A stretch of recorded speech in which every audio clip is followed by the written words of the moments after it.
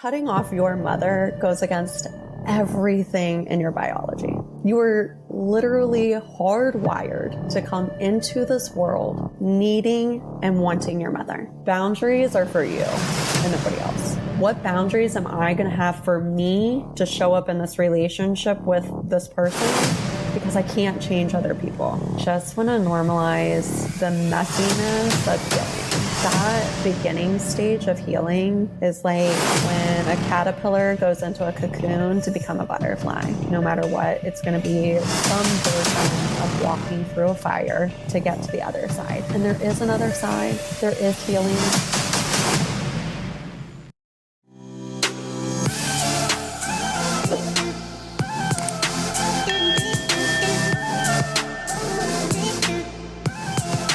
Welcome back, everyone, to Diary of an Empath. My next guest is Abbey Williams. She's a trauma therapist and the host of the worldwide podcast, You, the Mother.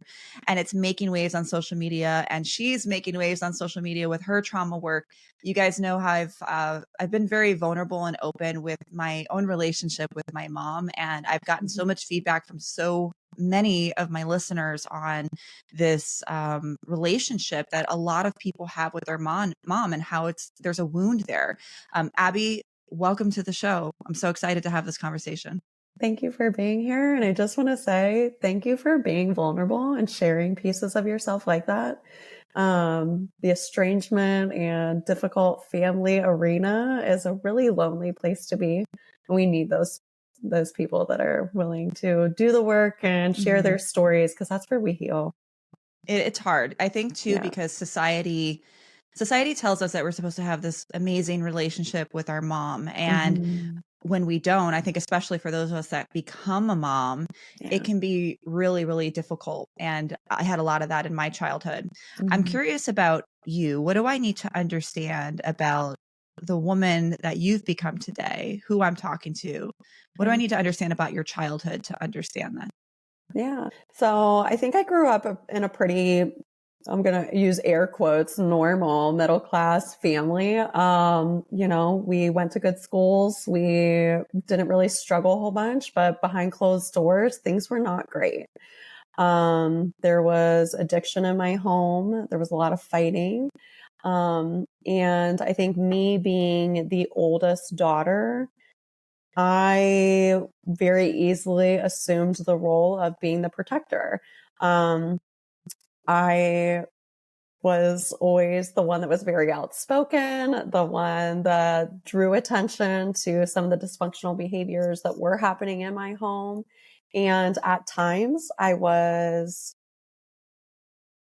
say, praised and rewarded for being in that role. And then there were other times where love was withdrawn because you were that person. So it was very confusing being in that role.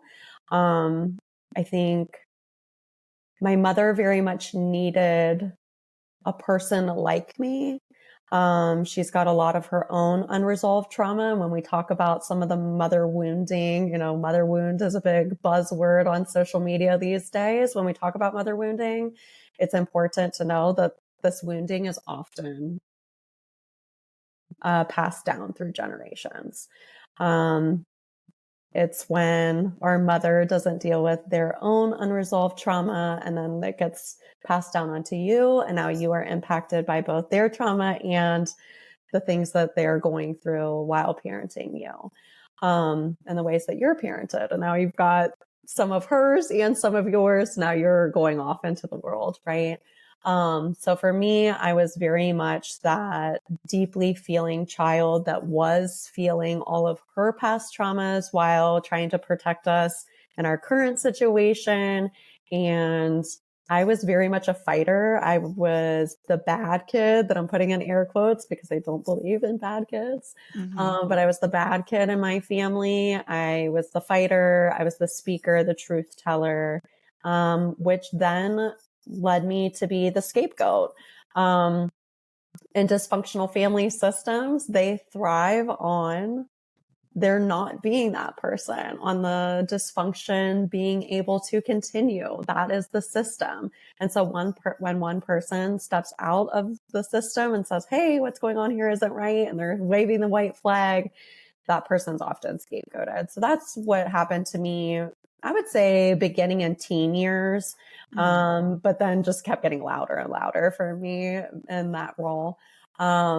Until I became a young mom. I became a mom at 20 years old, and a unexpected pregnancy. But he's been the biggest blessing. I have a beautiful co-parenting relationship with his father. Navigating some of those things, just being a young single mom though, and trying to get through my education, go on to grad school as a single mom. Those were really crucial years where I needed desperately a lot of support, and I was not getting a lot of support. I was actually getting a lot of the opposite. Met my husband halfway through my graduate program, and we now have 3 more children. But as I was continuing to grow as a woman and creating my own family, my ability to continue to be the protector and to continue to be all of these things that I was carrying for my family of origin just was not possible for me physically, mentally, anyway. And when I was pregnant with my 4th child, and when I was pregnant with my 4th child was when I finally had to go no contact with my mother. And I tried to create the boundaries. I tried to have the conversations, much like many of us who end up in this arena of estrangement do. This wasn't an overnight thing. You know, it was a very long journey to get here. And now I've been 4.5 years, no contact, and all the ripple effect that brings. It's so hard. Like I was saying in the very beginning, society tells us that we're supposed to have this amazing relationship with our moms, and that women are naturally nurturing. It's kind of like that nature versus nurture. I was pregnant at 20, same thing. I was in the military at the time, and I went through really ups and downs with my mom of being on my own at a very young age at 17, her kicking me out. I never had any help, which is why I had to go into the military. I remember distinctly when I went through a divorce, and it was a very abusive relationship. And when he finally got removed from the home, I had no money for groceries. I was in grad school. I was trying my best to just finish school. And I remember distinctly her words saying, why don't you sell some of your stuff? Sell your stuff to get groceries. And I'm thinking in my head, like, you're my mom. I just need some groceries. Probably buy me groceries. Like, can you just help me with some food? Like, I'm not asking for much. And I knew at that point, I'm like, I can never depend on her. And I became this mega independent, hyper independent woman who, like, some people are like, oh, you strive on that, but it's exhausting. It is exhausting. Let's go back to the childhood, because I feel like, even listening to you, I'm like, man, we have some similarities. Yeah, we definitely do. When you have this mother figure or a caregiver figure who has this confusing way of showing love, giving love, taking love out, how does that affect us as we now start to maneuver relationships as adults? Yeah. So I think, it kind of presents differently between the mother wound and father wound. But I think, our mothers are supposed to be our source of refuge, our emotional safety. When you get hurt, you go to mom, and she loves on you, and she cares for you, right? And we get those needs met. When we have emotionally immature moms, when we have toxic moms, when we have some of these moms that have a lot of unprocessed trauma of their own, that they're not managing, and some of that wounding is being passed on, the thing that's coming up is now your attachment styles are getting disrupted. And there's lots of quizzes online that the listeners can go and figure out, what is your attachment style? What is some of your attachment wounding? These are really important for all of us to kind of know as we're now adults, maneuvering lots of different relationships. What's my stuff that I'm bringing into this? What are some things that I need to resolve? For me, I feel like there was a lot of disorganized attachment with my mother where she was either my best friend or she was icing me out, and the silent treatment was going on for months and there was no in between, right? We were either, you know, and I kind of joke that like I was raised at the mean girl table, and like that's how we bonded, was just gossiping, trash talking people. Like that's how I grew up. And kind of untangling some of yourself from that in adulthood is like, what in the world? Being a mom now and being like, trying to wrap your head around some of those things. How could you be like this with your kids? There's a lot of untangling that gets done over here in adulthood where the veil kind of comes off. You're having this awakening that, hey, maybe the things that were happening in this relationship, while she was supposed to be my mother who knows best, who whatever is all the things that society preaches, right? Maybe this wasn't a healthy relationship for me. Maybe this was promoting a lot of unhealthy coping skills for me, becoming, and I'm raising my hand with you, girl, of like the hyper independence, the over functioning. And that gets really confusing too, because then it's like, okay, well, I'm an over functioner and hyper independent, you know, and these are quote unquote bad things. These are my unhealthy, you know, coping skills that I've picked up along the way to survive in some of these relationships. But who am I without them? And look at how great they've been for you, you know, for me, like, and you too, being young single mothers, you know, who were in bad situations because young single motherhood, right?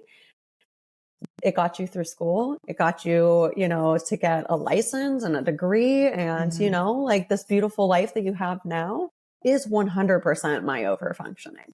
Yes. Is my hyper independence, right? You know, and like, and I've built like this whole thing, right? Yeah. And now, you know, especially like me in the position that I'm in now, where I've created You the Mother, you know, I run groups and one-on-one coaching, and I just took 14 women on a retreat to Costa Rica covering the mother wound, you know, and like all the things that I've produced and put out are beautiful pieces of work, and I'm so proud of them. And they do kind of come from some of these things, right? And so those can be just like such a mind F of, okay, well, how much do I separate myself from these things? How much healing do I need to do? But I want to hold on to some of these things. Like, where's the line? Where's the balance? There is balance there. Like, we can keep some of these pieces of ourselves that, okay, I love to produce. I love to create. I want to be putting out these beautiful works out into the world. How am I balancing, like, not losing Abbey in it though, right? How am I preventing burnout? How am I cultivating closeness in relationships, you know? And so those are, I think, that the things that we need to be mindful of, as well as, am I attaching my worth to the things that I'm producing? Because I know for a long time, that's where I was tying my worth to. Maybe if I get this degree, she'll like me. Maybe if I do this for her, she'll like me. Maybe if I do this, I won't get the silent treatment. Maybe if I do this, I'll prove myself that me having a baby at 20 didn't end my life the way that she told me it would, you know, and separating myself from that and just fully giving myself to the projects that I'm doing, to the work that I'm doing. Do I need to be better at my calendar? Absolutely. Yes. Absolutely. I'm still a work in progress. I still like to just, it's an inside joke, you guys. Overbook, right? Inside joke. You know, right? It's hard. I think it's hard. You know, being a mom and navigating even. So I want to just say that I love this new generation, because this new generation is like pro mental health. They're listening. They're like, oh my God, the mother wound. Let's talk about it. Let's get treatment. Let's do group therapy. Let's do it all. Let's do retreats. And in our generation, I feel like we didn't have the resources. Our parents didn't have a lot of the resources. And, you know, with my mom, she's not a bad person. She just, it was very confusing growing up with somebody who was so, you could tell she wants the connection, but she's so willing to disconnect and completely be like, I'm out Right. and go ghost for a year because she wants to punish me in some way. And so Right. growing up, that was confusing. And as I got into adulthood, I fathomed with, do I just completely go no contact Mhm. and cut her off?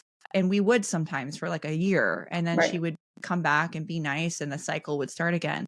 Right. So for somebody who is going through this relationship with their mother Mhm. and they know that it's toxic, or they've thought about going no contact, what advice do you have for them? And at what point Mhm. do we give ourselves permission to do that?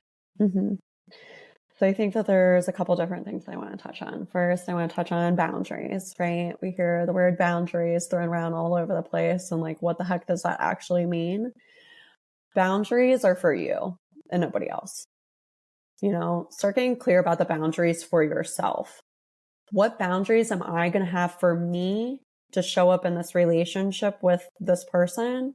Because I can't change other people. I can only change how I am showing up in these relationships, right? So if every Thanksgiving you show up and things are being said about your body, how are you going to respond differently? How are you not going to engage? How are you going to engage? What's going to go different on your end? Because those comments are going to keep coming. You've already asked them probably 100 million times, stop doing that. And it's not stopping. For me, it was the silent treatment, right? The silent treatment would come. I'm like, hey, I cannot be in this relationship if the silent treatment is going to continue. I never got a response to that one. So now we're no contact 4.5 years later. But I think that getting really clear on what are the boundaries for you to maintain this relationship with them. If nothing is going to change, what are you going to change? Secondly, I think that really listening to our bodies. Every single person that I've talked to in the estrangement arena who has limited contact, gone no contact, done the dance of back and forth stuff, whatever, each one of our stories sound pretty similar. We're like, yeah, same, but we're all uniquely different. Mm-hmm. So listening to what's going on in your body, and your body is so beautifully made to send you signals of when is when, right?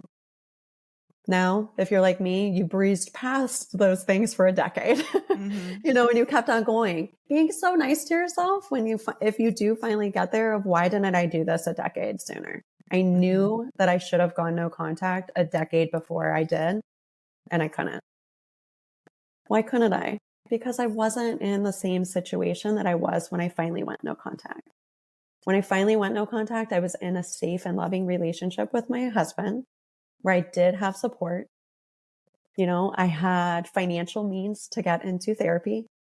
There's lots of different variables. So being so gentle with yourself and so much compassion of where you are in your season is super important. Cutting off your mother goes against everything in your biology.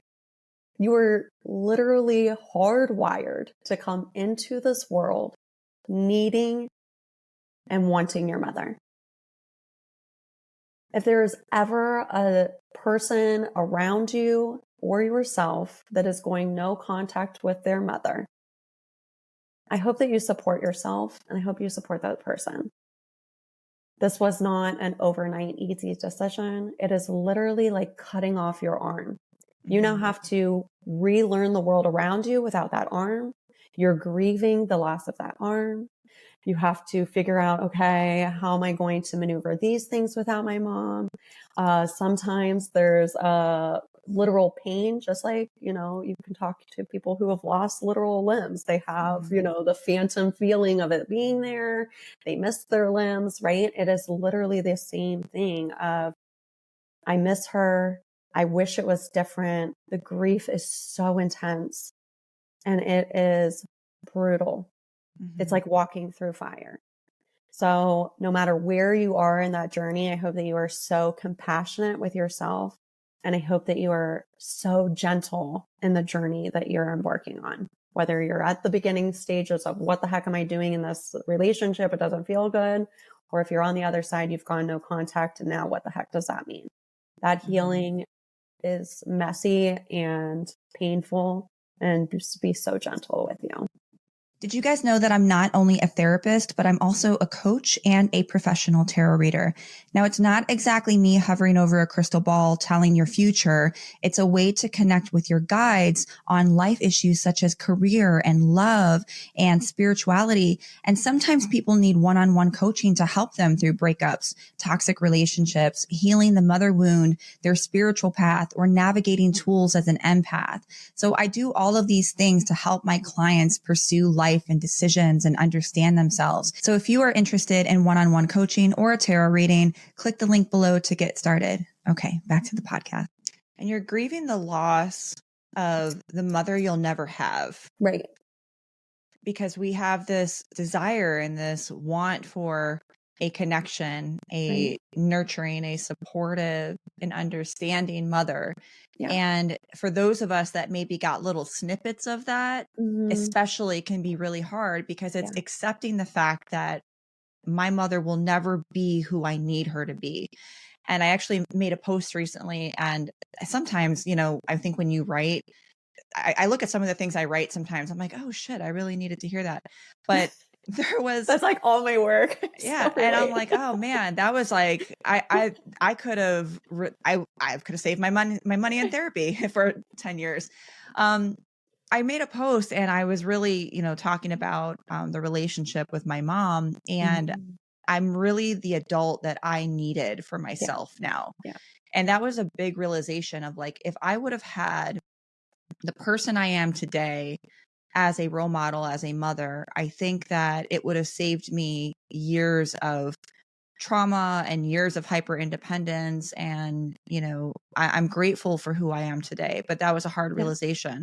Right. So for those of us that are now moms ourselves, how do we begin to recognize and change some of those cycles so that way we can be better moms to our kids and be the people we needed when we were children? Right. Well, I think first I'm going to normalize your mother is going to come out of your mouth. You are going to do some of the same things. And the difference is that you are self-aware enough to know that it's happening. Right. We come like into parenthood with this blueprint, right, from where we came from. And so when we're talking about breaking cycles, you know, what does that mean? You know, that means rewriting and rewiring some of our blueprint. And that is not an easy job, and it's not going to be an overnight job. This is going to be an all the time check-in with yourself. So when we like stress self-care to moms, you have to be self-caring, right? And what does that mean in 2023 when the world's on fire? You know, people are struggling to make ends meet. I have to work. I have multiple kids. Like, ladies, I'm right alongside of you, or whoever's listening, I'm right alongside of you, right? We live in a really busy world with lots of responsibilities, and we have to be doing things in order to put food on the table. So what does that mean? That I need to take, you know, that I need to self-care, right? For me, as an overfunctioner who works way more than I need to, and I have 4 kids because, I don't know, I guess I just really love to overfunctioning that much. Like, let's just overburden there too. Do it. For me, that means when I'm in the shower every day, I'm checking in on myself of what's going on, right? When you're brushing your teeth, that's something that you're doing every day. What's going on? Where are you? Am I starting the day super stressed? Is my stress level already a 7 and we haven't even gotten out the door? How am I going to bring it down? Right? We have to be checking in on ourselves. But I think that, you know, we're going to have moments, and I don't know if you have these moments too, Keresse, but for me, like the silent treatment is like my biggest like wounding, right? The silent treatment, I cannot, and I just can't even continue in that relationship because it is so damaging to me. But for some reason, when my kids push those little trigger buttons, which they're going to because that's their jobs, they're going to push these little trigger buttons. My immediate thing that I want to do is ice them out. What the heck? Why? What kind of monster am I that I know how horrible this is, but I still get the urge to just ice them out and prove to them that they are wrong, they are bad, and they're hurting me, right? And that they need to come apologize to me. I just want you to be so nice to yourself when you have these moments come up, and that this does not make you a monster. This is conditioned in you, and this is your blueprint, and this is where you came from. But you have the power and the responsibility to change it, right? So instead of doing these things, we're going to choose different tools, right? We're going to connect with them and do all the things that we know that we're supposed to be doing, or that we're learning about doing, right? Okay, but I just had a really bad moment, and the monster inside, we'll call her, won, and I iced out my kid. Those moments are going to come up too, where we do the things that wounded us as kids. What are we going to do different? We're going to acknowledge that we did that. We're going to acknowledge the impact that we had on them. Hey, I think that when I said that, I made you feel blank. Is that true? And we're going to apologize. How different would your life be if the people that you had some of these dysfunctional relationships with could acknowledge the impact that they had on you, take accountability, and apologize? We are not ever going to be perfect parents. There's not a perfect parent on the planet, not your favorite parenting guru that you're following on social media, not the chick with all the books, not the top parenting podcast on the podcast platforms. Not a single one of them is a perfect parent. Not a single one of them is free from conflict or ruptures in their relationships with their kids. The difference between a messy parent just being an imperfect human raising children and some of these toxic parents that we're talking about is this ability to repair.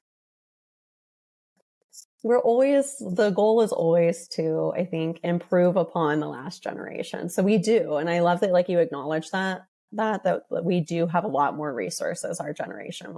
This is a huge advantage to breaking cycles. We have all the research and all the information right in our fingertips and our phone all day long.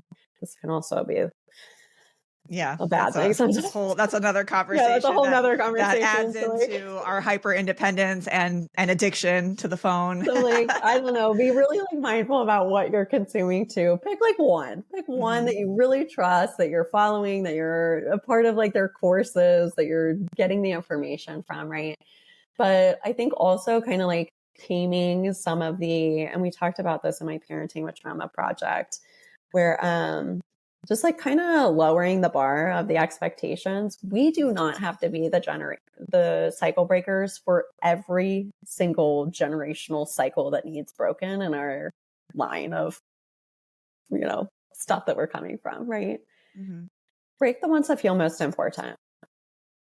Your kids are going to come along and do better than you. And I hope that you're there cheering them on when they're saying, hey, mom, you missed the mark on these things, and now I'm doing these in my parenting. I want us to come to the table and be like, oh my gosh, this is such great research that you've gotten. This is such great information that you've gotten. I love this. How can I support you? Instead of coming from a defensive place, where I see a lot of our parents' generation coming from, is, I guess I just do nothing right. I guess I just wasn't a good mom, and a lot of that kind of stuff. We don't have to be like that, right? We want them to do better than us. I hope that that's always the goal, is that they're going to be a better version. Mr. Chaz, he, in our Parenting with Trauma project, put it so beautifully. He said that, cycle breakers are like generation 1 iPhones, right? It's super great and you're doing big things and it's the greatest thing ever because it's the first one. But then the second generation came and they're even better. And then the third one came and they're even better. And so just think about how beautiful this gift of being a cycle breaker is for your whole bloodline. being generation one, but then looking ahead to your grandchildren, your great grandchildren, and all the beautiful things that hopefully are to come. To me, like, that's wealth, right? And so we're just passing along little tools and little building blocks that they're going to build on and the next generation's going to build on. And it's just going to be this beautiful thing.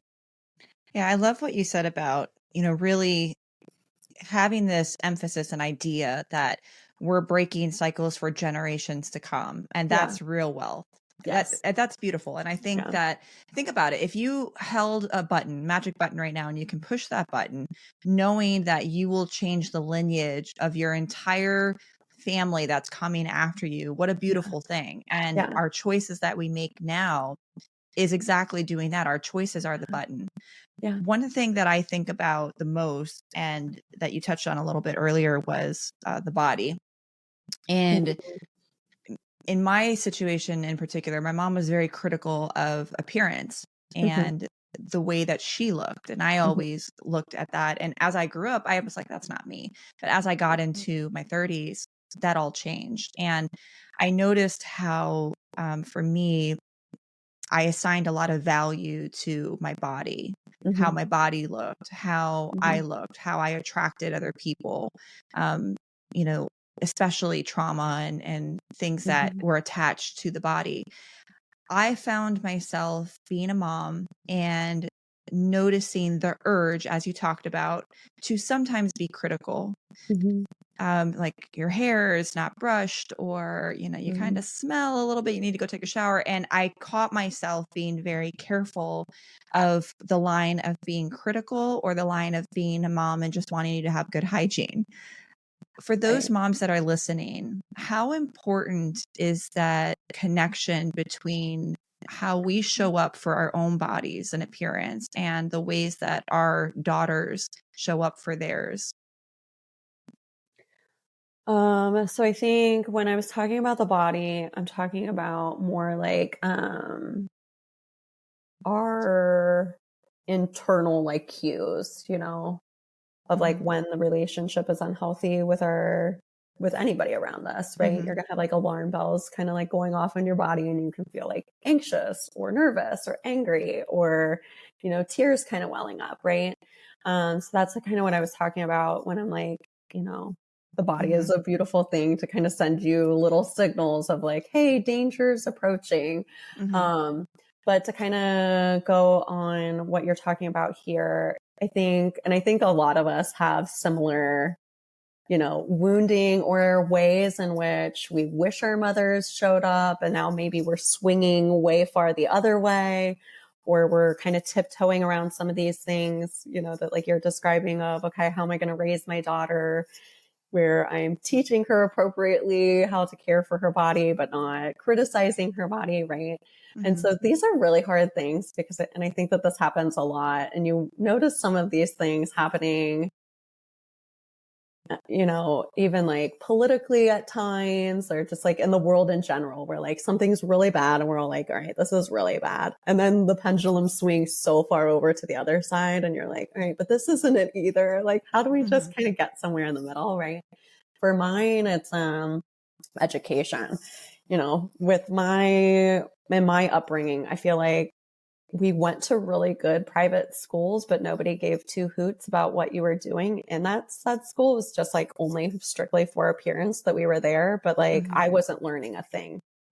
And by like third grade, I still couldn't read, by seventh, eighth grade, I'm like, everybody is so far ahead of me. I'm just going to be the kid that like checks out of school, and I'm just like too cool for school. And now I'm not learning anything. Right.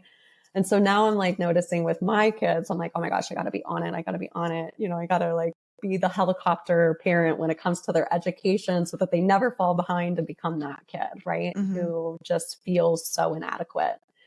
And that's been kind of a lot of like my own personal work around that is, okay, instead of making it this like hot button thing in our house, and whatever's the thing, yours is, some body image stuff. Mine's like the education. Those listening, like pick your thing, right? What is the thing? Instead of making it, this super, I don't know, just like, I'm like having a brain fart on like my word, like high pressured thing, instead of putting like a ton of pressure on this one thing, how can we invite conversation around some of these things? Right.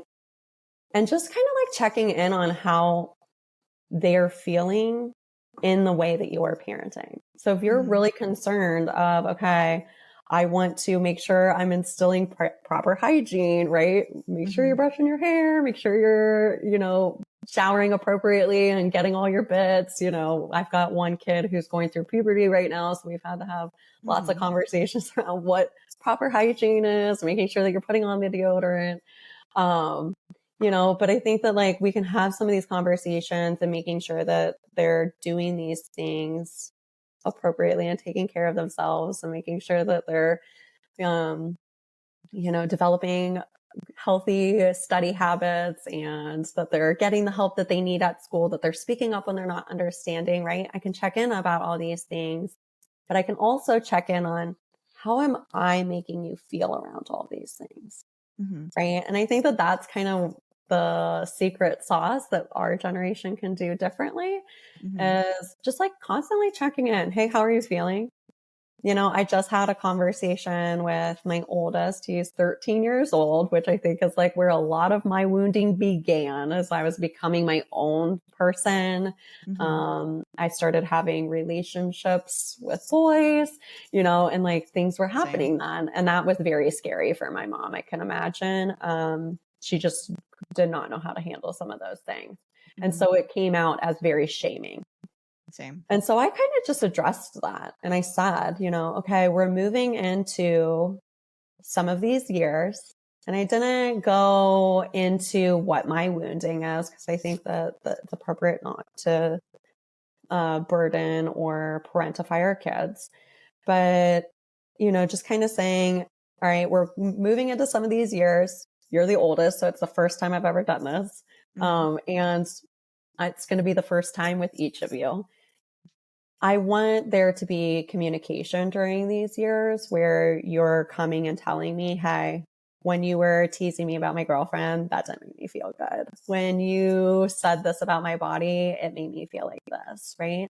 And I think that if we could open the door for them to say some of these things to us and create a space where they're not getting in trouble when they come and say, hey, that didn't land well for me.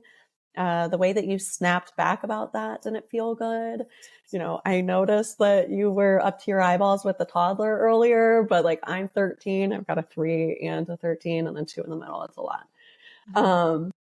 But when you were just like short patience and you said this, it made me feel like this, creating some of these spaces where you can have some of these check-ins where they're not scared to come and tell you how they feel is so important. Agreed. And I know we were going to talk about some of this, not raising kids that are scared of you stuff. Do you want me to kind of expand on that here? Yeah, no. So I think that, you're absolutely correct with that, creating a safe space so that our kids feel comfortable coming to us with that. Because I know that's the space I've created with my daughter. And she has no problem telling me when she sometimes doesn't you're like something. oh, I could have never. So how do we as parents create that space to where our kids do feel safe to come to us with that, especially if that was never modeled for us? Yeah. I think just constant like conversation, right? Some of that connecting pieces, and that happens early. Of just, being able to create some of this connection with them. It comes from acknowledging and owning our stuff while it's happening, especially during like the younger years where they don't have language around some of these things. Start developing some of the language around some of these things, So for my younger people, it's, hey, I think when I said this, I really hurt your feelings. I think that made you sad, helping them kind of link, when people do certain things, does that hit, some kind of emotion different, helping them develop some of those skills earlier. Now, if you're, coming in a little bit later and just now starting some of these things, no worries. You don't have to shame yourself. You don't have to feel like you're a million years behind. Have the honest conversation, start acknowledging some of those things as they're happening, develop those language and some of those skills right where you're at. Hey, I think when I was teasing you about your girlfriend, that made you feel blank. Hey, I think when I snapped at you and yelled at you, I made you feel some kind of way. I think when I was being critical over the way that you styled your hair today, that probably made you feel like nothing you ever do is good enough. Kind of linking some of these things. They might come back at you and say, that's not how it made me feel. And you're like, okay, if it does ever get to a place where you are feeling things like that, you can talk to me. I'm not going to be mad when you do. But then on the other side of that, because then when they do come to you, and my kids have no problem either coming and saying, hey, you scared me. Hey, you made me feel some kind of way, right? And some of those moments feel like a gut punch. One, because they feel super uncomfortable because that is not a part of our blueprint, right? Two, oh my gosh, I'm doing everything wrong. That can kind of hit on some of your own wounding. So check in on what is your wounding? Where is that hitting for me? Is that hitting an abandonment wounding, a rejection wounding, nothing I ever do is good enough wounding, I'm the problem wounding, right? Check in. Okay. But that's our stuff that we gotta get our butt into therapy and work on. That's not our child's responsibility. But I think it can be really, this mind F around it of, oh my gosh, I could have never talked to my mother like this. This is not safe to come to an adult and do. And so just being mindful and checking in with yourself, it's okay to pause any conversation ever. If you are feeling activated because your kid's coming at you and saying, hey, when you yelled earlier, that really scared me. And you want to go into defensive mode, or you want to shut it down, or you want to whatever, that's your body signaling that this is not a safe conversation, right? Because where you came from, it wasn't. So you might feel like, oh my gosh, I'm right back in the lion's den. I'm about to get my ass handed to me. I'm about to get shut out or whatever, or I need to fight to the death to prove that I'm right, right? I hear you that scared you, is what you can say. Let me think about that for a minute and go punch some pillows, cuss out your mom in the pillows. Oh my gosh, I can't believe that this is so hard for me. Why is parenting, such a hardship all the time? Because I'm constantly having to check in and do the hard work and do things differently. And I hate you and I'm resentful that this is so hard for me. You can have all of those feelings. Go punch it out, go talk it out. Go for a walk, listen to music, hold ice, get your brain back online, right? Come back to yourself and then rejoin the conversation, right? But I think that the more we prove to our kids that we can be in these conversations, that it is safe for you to have these conversations with me, the more we build that connection with them, the less likely we're going to have teens who are hiding things from us, who don't feel like they can trust us. And the more communication and connection you're going to build with your kids is the more you're checking in and proving that it is safe to talk to me, right? And that's showing them what it looks like to manage your own emotions by taking the pause if you are activated and by having some of the conversations. Yeah, I think it's really crucial that we create that safe space because, like you said, I couldn't imagine if I go to my mom and say, like the other day I had a competition for dance that I do.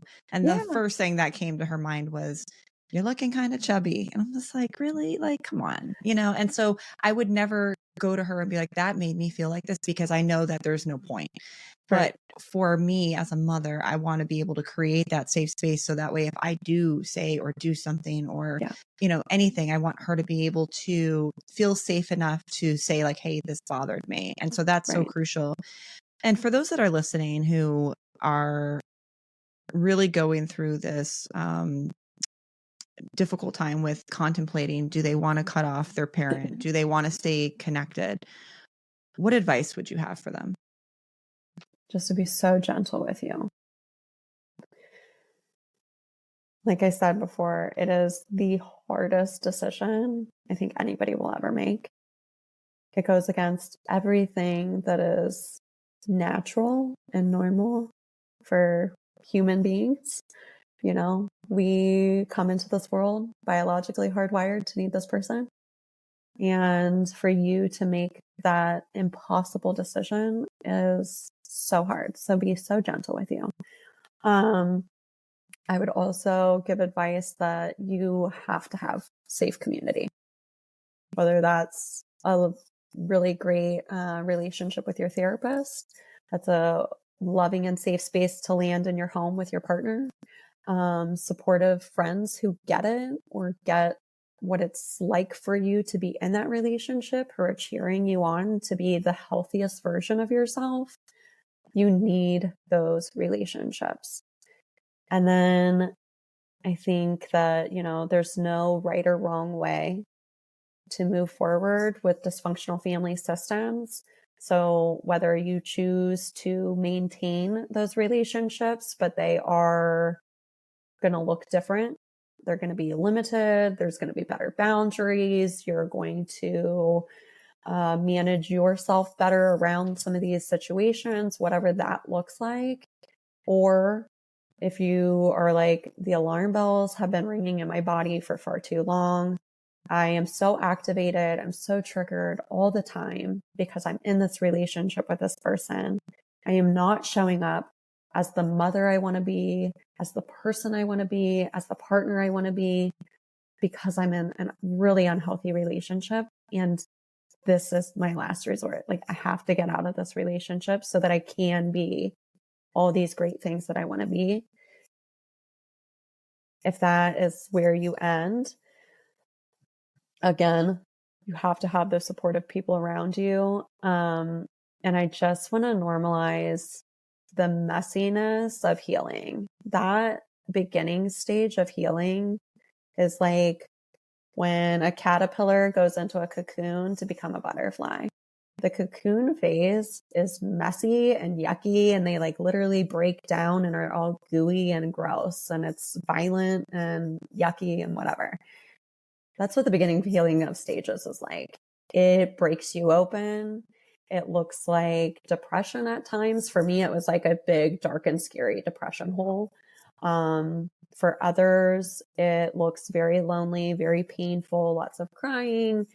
For others, it might look completely different. But I think no matter what, it's going to be some version of walking through a fire to get to the other side. And there is another side. There is healing. And no matter where you're at, you can find healing. But I just hope that everybody that's listening, I hope that you're so gentle with you. And I hope that you know that you deserve good, healthy relationships. I hope that you know that you deserve to be in relationship with people who value you, who see you, who love you unconditionally. You deserve those spaces in your life.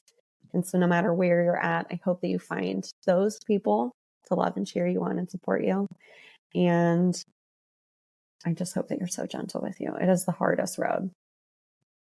Abbey, thank you. Thank you for the work that you're doing and for talking about a very taboo and hard stigmatized subject that so many of us need to have in order to heal, and creating a safe space for those of us that really want to find other people that have been through similar experiences, especially for an experience that can feel so isolating. So thank you so much for what you're doing, and thank you for coming on the show.